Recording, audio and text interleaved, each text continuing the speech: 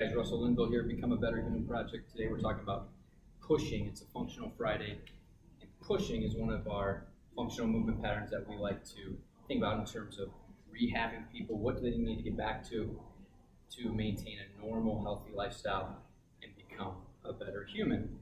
So pushing is a little bit different than pressing. When I think of pushing versus pressing, I think pressing is more an isolated, upper extremity only type of movement.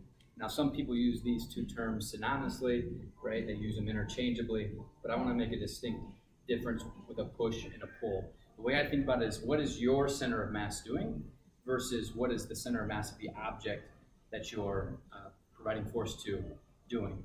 So in a push, I feel like your center of mass needs to move forward. You need to learn how to control your center of mass so that you can apply your will on an outside object, whether that be an opponent during a football game or a basketball game, or you're at work and you're pushing a heavy cart, right? How do you impose your will on an outside object? So the first thing I try to teach my patients, as long as they're clear to start beginning weight bearing through their upper extremities, is grab a wall and you're going to approach the wall head on, because usually a push is when we're pushing something forward compared to our own center of mass. Now, of course, you can push something sideways if you lean into it, which is it's a modification to a normal push, which we might get into in a later episode.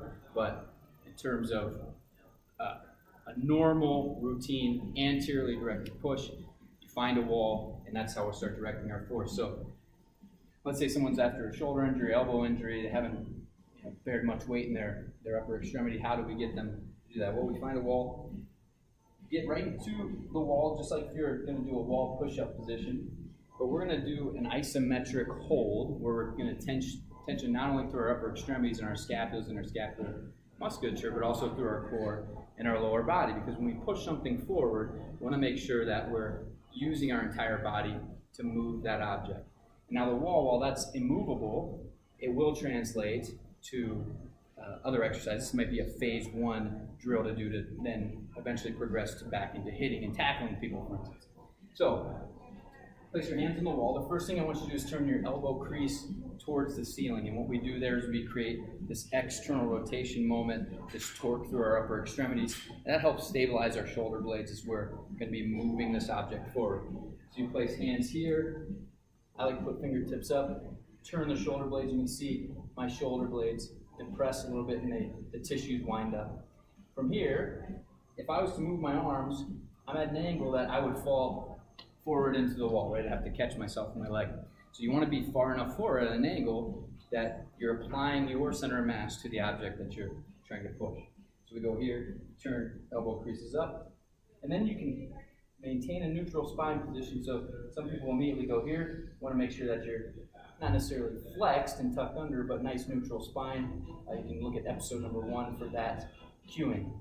And from here, I just try to tell my people to use their lower body, find and feel the floor, and use your lower body to push yourself into the wall. Create tension through your core, through your torso. You should feel this in your calves, your quads, your glutes, your core, your pecs, your scapular musculature, and we're just going to do an isometric hold. And if you were to break down what every joint or every muscle is doing in this situation, you find a lot of good isometric contraction here, creating tension and learning how to apply your force to an outside object. So what I just want you to do, you're going to hold, push, push, push, push, push for 5 seconds. You tell your client or athlete to repeat that 5 times. Okay? Then you can translate it to something like a sled push, or that sort of thing. Or maybe some people have tires that they can set up. Set the tire up, height-wise, and that, and then you have them push it over, lean into it and push. So that's the difference between a push and a press. You can also apply a push to an object that's not very heavy. And so what I have here is a medicine ball, and this medicine ball is just 6 pounds, right? So based on my mass versus the mass of the ball, I'll be able to move this ball with relative ease. But I want to try to make my arms not do really any of the work. Now, of course, the arms have to do some of the work as in a pressing motion, but again, the difference I think between a press and a push is in a push, you're using your body to generate force, and you're working through your kinetic chain, And in athletes that throw a lot, such as pitchers, softball players, etc., they need to learn how to use their body, the ground reaction force all the way up through the kinetic chain, to ball release through their hands to make sure that they're efficient and they prevent injuries and things like that. So a couple key things I do here. Just as if this ball was a heavy door, we're going to load up our body into a nice air squat position. And then you're just going to throw right into the wall. But I want you to think about, again, a little lean forward, creating tension, and you're going to step forward as you're moving your center of mass forward. Energy will be transferred through the ball. So it looks something like this. And we'll do that again. And so my momentum driving forward helps create the strength and the force needed to propel the ball forward into the wall. This is, of course, a type of push, and since we're using upper body, there is some carryover where we think that this might be more emphasis on a pressing motion rather than pushing. The heavier weight you get, the more of your center of mass that you need to use, the more we turn that into a push or a drive. And so I just want you to think about that. Yes, they're used synonymously, but try to distinguish what you're doing with your athletes. Are you pushing something or are you pressing something? Because I think there is a little bit variability in those terminology.